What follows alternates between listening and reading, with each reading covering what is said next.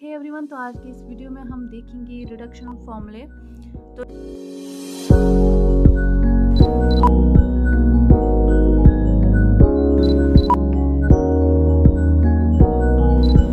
Reduction of फॉर्मूले maths के integral calculus में आती हैं। ये कुछ ऐसी फॉर्मूलाज होती हैं जिनकी हेल्प से हम ऐसे फंक्शंस को इंटीग्रेट कर सकते हैं जिनकी डायरेक्टली इंटीग्रेशन पॉसिबल नहीं है। तो पहले तो हम उन फंक्शंस को ब्रेक करके लिखते हैं या किसी और फंक्शन पे डिपेंड कराते हैं या किसी और फंक्शन की टर्म्स में लिखते हैं उनको। तो उसके बाद हम उनके लिए एक फॉर्मूला ऑब्टेन करते हैं। उसी फॉर्मूला जो एक जनरल फॉर्मूला बन जाती है फिर, जिसकी हेल्प से फिर हम बहुत सारे फंक्शंस को इंटीग्रेट कर सकते हैं। तो हमारी बुक में सबसे पहले दिया गया है integration of sine n x, ठीक है, एन एक्स डी एक्स। देखा जाए तो इसकी भी इंटीग्रेशन डायरेक्टली पॉसिबल नहीं है। हम क्या करेंगे, इसको करेंगे break sine n minus one x और साइन एक्स में।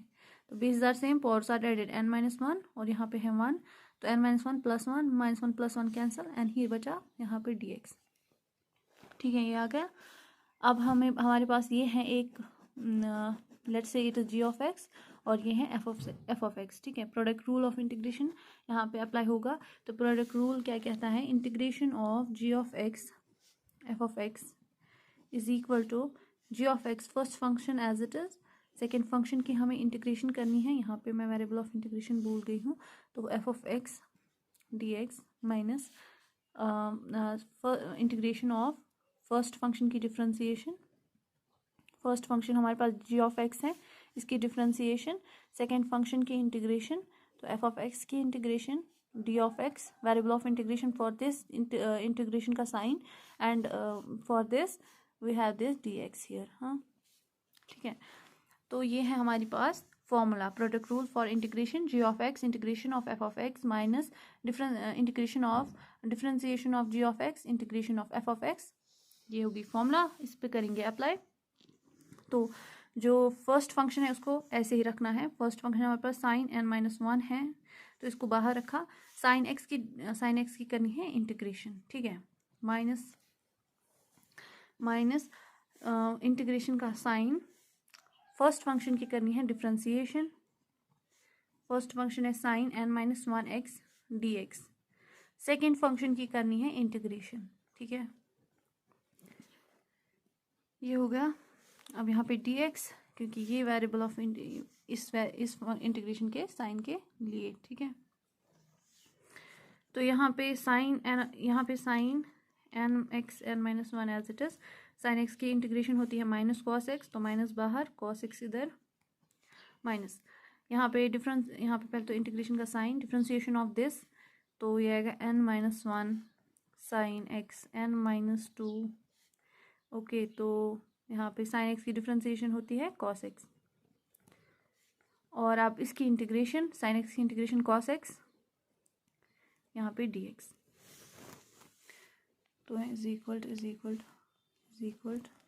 ठीक है, is equal to minus sine x n minus one cos x minus integration of n minus one sine x n minus two. ये बना यहाँ पे कॉस स्क्वायर एक्स, ठीक है। कॉस स्क्वायर को मैं लिख सकती हूँ one minus sine square x d x is equal to minus sine x n minus one cos x minus, अब इस एन माइनस वन को इन दो टर्म्स को इस पूरे के साथ मल्टीप्लिकेशन कराएंगे, ठीक है। तो minus n minus one sine n minus two x, one के साथ कराया मल्टीप्लिकेशन माइनस, और इंटीग्रेशन का साइन भी अलग अलग देंगे। अब ये दो टर्म्स बन गई हैं तो इंटीग्रेशन का साइन भी अलग अलग, यहाँ पे ये माइनस, फिर से इंटीग्रेशन साइन एन पहले तो ये एन माइनस वन लिखेंगे, और sine x n minus two, यहाँ पे sine square x, two cancel, sine n बचा यहाँ पे, sine n x d x, ये हुआ यहाँ पे, ठीक है। अब जो हमारे पास ये था जिसकी हमें इंटीग्रेशन करनी थी, इसकी हम इसको रखेंगे आई, ठीक है। तो यहाँ पे आई लेके चलेंगे हम, I is equal to minus sine x n minus one cos x minus n minus one sine n minus two x d x minus n minus one को बाहर sine n x d x.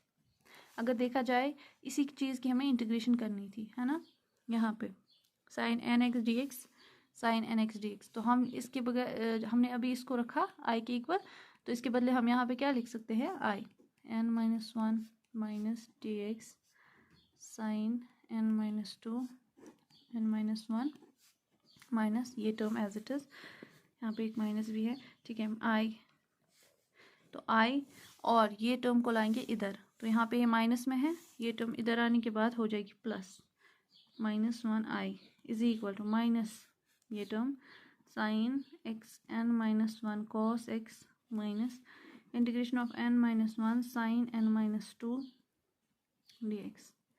ये हो गया I n I minus से plus से cancel, यहाँ पे बचा n I is equal to minus this term minus this term. I की वैल्यू आएगी minus this term by n minus this term by N, ठीक है। यहाँ पे आई की वैल्यू आई की वैल्यू देंगे साइन क्या था n raise power x d x is equal to minus ये लिखेंगे वन बाय एन और ये टर्म थी यहाँ पे sine x n minus one cos x minus n minus one divide by n integration of sine n minus two d x, ठीक है। तो हमारी reduction formula for sine raise power n x ये आ गई, ठीक है, ये हमारी रिडक्शन फॉर्मूला है। अब अगर यहाँ पे लिमिट्स भी होंगी फ्रॉम 0 टू पाई बाई 2 तो क्या रहेगी तो लेट्स से यहाँ पे है हमारे पास limit 0 pi by 2 sine n x d x is equal to, ठीक है, यहाँ पे क्या है लिमिट 0 टू पाई बाई 2, तो यही लिमिट्स अब हम इसमें देंगे। तो जब हम लिमिट्स देंगे माइनस वन बाई एन, इसमें हम अभी लिमिट्स नहीं दे सकते क्योंकि अभी हमने ये सिंप्लीफाई नहीं किया है, ठीक है। अभी हम सिर्फ इस पार्ट में लिमिट्स दे सकते हैं, तो 0 टू पाई बाई 2 देना है। जब हम यहाँ पे देंगे sine x and sign x की जगह हम देंगे पाई बाई 2 और कॉस एक्स की, चलो लिख ही लेते हैं साइन पाई बाई 2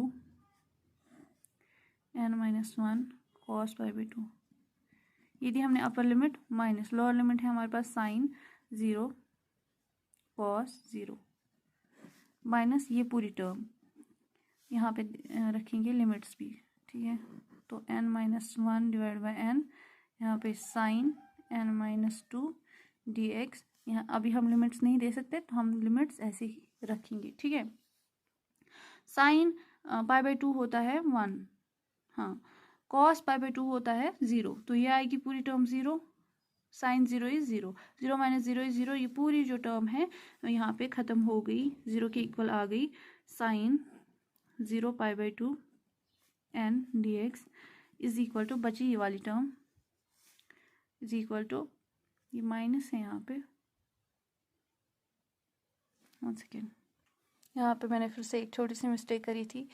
जब हमने यहाँ पे कॉस लिखा ना, इसकी इंटीग्रेशन को साइन एक्स की इंटीग्रेशन को हमने कॉस लिखा, कॉस नहीं होती है माइनस कॉस होती है, पहले मैं ठीक लिखा था इसमें मैं भूल गई थी, तो माइनस कॉस जिसकी वजह से यहाँ पे प्लस आ जाएगा, तो यहाँ पे हर जगह प्लस प्लस प्लस प्लस, ठीक है।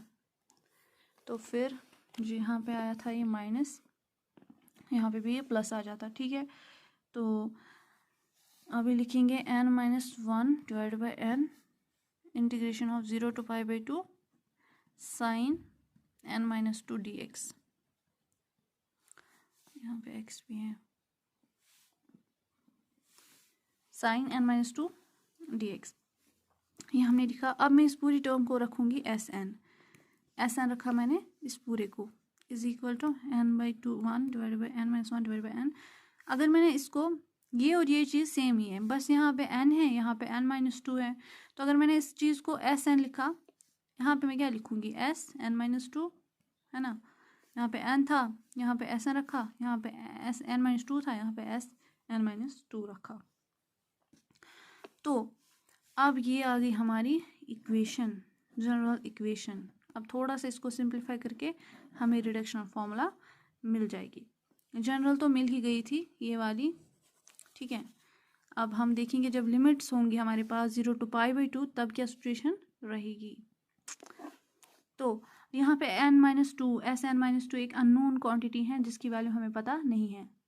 तो मैं क्या करूँगी, मैं रिप्लेस कर दूंगी n को bye n-2 in equation first, ताकि मुझे Sn-2 की वैल्यू मिल जाए। तो यहाँ पे s था, s as it is, n की जगह मैंने रिप्लेस करना है n-2। तो n-2 यहाँ पे is equal to n-1 divide by n, s n की जगह रिप्लेस करना है n-2 -2 यहाँ पे। तो Sn-2 की वैल्यू आएगी n divide -1 divide by n Sn-4। तो ये आ गई हमारी क्या Sn-2 की वैल्यू जो हम यहाँ पे रख सकते हैं। लेकिन फिर से यहाँ पे Sn-4 आया।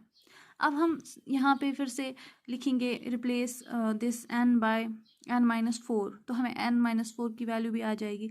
लेकिन फिर हमें 1000 स्टेप्स करने हैं ऐसे ही, ठीक है। तो इससे अच्छा है हम लास्ट टर्म जो है वो ढूंढेंगे। देखिए यहाँ पे है 2 n-2, तो सबसे लास्ट टर्म जो यहाँ पे दे सकते हैं जो कि वैलिड रहेगी फिर सिचुएशन, वो दे सकते हैं हम 2, क्योंकि अगर हम इससे छोटा नंबर कोई दिया 1 तो ये माइनस में चला जाएगा जो कि फिर वैलिड नहीं है। तो यहाँ पे हम दे सकते हैं सिर्फ क्या हम देंगे यहाँ पे 2 सबसे लॉस्ट नंबर। हम n-4 के लिए भी चेक कर सकते हैं, लेकिन वो फिर उसका कोई फ़ायदा नहीं है, हम यही स्टेप तक चलेंगे। अब हम लास्ट स्टेप में देखेंगे s जब 2 होगा, n जब 2 होगा, ठीक है। n जब यहाँ पे 2 होगा तो यहाँ पे 2 - 1 2 2 - 1 1, और यहाँ पे ये n की जगह 2 साइन n 2 - 2 0, ठीक है। ये आ गया इक्वेशन हमारा इक्वेशन ए। जब हमारे पास n2 होगा तो ये रहेगी सिचुएशन। सबसे लॉस्ट नंबर जो हम दे सकते थे वो हमने दिया। अब हम देखेंगे ऑड, सबसे छोटा ऑड नंबर कौन सा दे सकते हैं, 1 तो नहीं दे सकते, 3 दे सकते हैं। तो 3 देंगे S3 के लिए, 3 - 1 2 2/3 S3 - 2 S1। ये दो जो इक्वेशंस हैं ये भी आ गई हमारे पास। लास्ट टर्म जो बन सकती है इसकी Sn की, वो होगी 1/2 S0 या 2/3 S1। ये तो सिंप्लीफाई हो गया, लेकिन अभी हमारे पास S0 और S1 की वैल्यू नहीं है। तो हम यहाँ पे लिखेंगे S0 और S1 की वैल्यू क्या आएगी। हमारे पास Sn था ये, है ना, Sn हमारे पास ये है। तो S0 का मतलब है n जब 0 होगा, तो हम लिखेंगे यहाँ पे 0 to π/2, n जब 0 होगा तो sine 0 x dx, sine 0 0 sine anything raise power 0 1, तो यहाँ पे इंटीग्रेशन ऑफ dx वो आएगी x फ्रॉम 0 to π/2, वो आएगा यहाँ पे π/2 - 0 इज इक्वल टू π/2। तो S0 की वैल्यू क्या आई हमारे पास, इस S0 की वैल्यू आई π/2।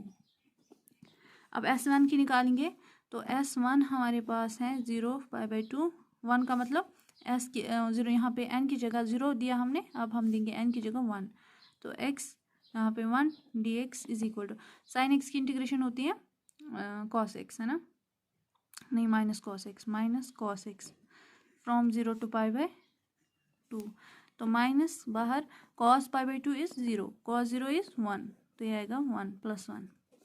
यहाँ पे S1 की जगह हम क्या लिखेंगे 1। तो हमारी जनरल इक्वेशन ये है, इसमें इन वैल्यूज़ को पुट करेंगे और रिडक्शन फार्मूला ऑब्टेन करेंगे, ठीक है। यहाँ पे मेरा जनरल फार्मूला इक्वेशन 1 जिसका हमने नाम रखा था वो यहाँ पे Sn-2 को जब हमने फाइंड किया था, यहाँ पे मैं n-2 देना फिर से भूल गई थी, तो अब हम ये फिर से करेंगे। S-2 मतलब n की जगह हमने रिप्लेस किया n-2 को, नहीं n को रिप्लेस किया n-2 से, ठीक है। n की जगह आप फिर से देंगे यहाँ पे n-2, और ये माइनस में 1 है यहाँ पे, divided by n-2 sign n-2 s n-2 की जगह n की जगह n-2 और यहाँ पे -2, ठीक है। तो क्या है ये n-3 divide by n-2 sign n-4। तो S n की जगह हम लिख सकते हैं n-1 divide by n sign n-2 की जगह लिखेंगे n-3 डिवाइडेड बाई n-2 यहाँ पे Sn-4 ठीक है, लिखा हमने ये। तो अब हम Sn-4 को भी ऐसे ही लिख सकते हैं, ठीक है। यहाँ पे निकालेंगे अब Sn-4 भी, Sn-4 की जगह मतलब है यहाँ पे n को रिप्लेस किया n-4 से, यहाँ पे n को n-4 से रिप्लेस कर देंगे n-4 -1 n-4 sign n-6 n-4 और माइनस में 2 तो हो गया n-6। तो ये किसके इक्वल आया n-5 divide by n-4 sign n-6। यहाँ पे लिखेंगे अब Sn-4 की जगह ये, तो Sn-4 की जगह लिखिए n-5 डिवाइड बाई n-4। अब मैं ये भी लिखती साइन n-6, लेकिन एक अननोन क्वांटिटी है, हम फिर से इसकी वैल्यू निकाल सकते हैं इस इक्वेशन से, ठीक है। उसका कोई फ़ायदा नहीं है, हम सीधे अब लास्ट टर्म लिखेंगे। लास्ट टर्म में अगर ऑड हुआ, अगर ये n ऑड हुआ यहाँ पे, तो आएगा ये लास्ट टर्म क्या आएगी ये, क्योंकि S3 सबसे लोएस्ट जो ऑड नंबर हम दे सकते थे वो था 3। तो जब हमारे पास यहाँ पे टर्म ऑड होगी तो सबसे लास्ट वाली टर्म आएगी 2/3 मल्टीप्लाइड बाई 1, ठीक है। जब हमारे पास क्या होगा n ऑड होगा, लास्ट टर्म क्या आएगी ये, और जब n इवन होगा, जब n इवन होगा 1n-2 dot dot dot dot dot dot का मतलब हम बीच में बहुत सारी टर्म्स हैं। अब हम एक एक करके तो सारी टर्म्स नहीं निकालेंगे, अब हम लास्ट टर्म ही लिखेंगे। अगर ऑड हुआ तो ये टर्म आएगी लास्ट टर्म, अगर इवन हुआ, इवन की जगह हम 1/2 S0 की वैल्यू π/2, तो इनकी जगह ये लास्ट टर्म आएगी, ठीक है, π/2 लास्ट टर्म ये आएगी। तो जब इवन होगा n, तो हमने 2 निकाली, लास्ट टर्म क्या आई 2 इवन है, तो लास्ट टर्म आई ये। जब n होगा और 3 सबसे लोएस्ट ऑड नंबर, तो लास्ट टर्म क्या आएगी 2/3.1। तो ये थी हमारी दो reduction formula for sine as well as for cos. तो कॉस की अभी हमने जनरल फॉर्मूला तो नहीं निकाली, अभी हमने सिर्फ साइन की निकाली। फिलहाल हमने साइन की रिडक्शन फॉर्मूला, ठीक है। और जब लिमिट्स दी गई हो 0 to π/2, तब क्या साइन की रिडक्शन फॉर्मूलाज होंगी वो हमने देखी। तो हमने अभी तक हमने 3 फॉर्मूलाज देखी, एक तो ये 2 जब odd situation, even situation for sine limits जब दी हो, और इसकी हम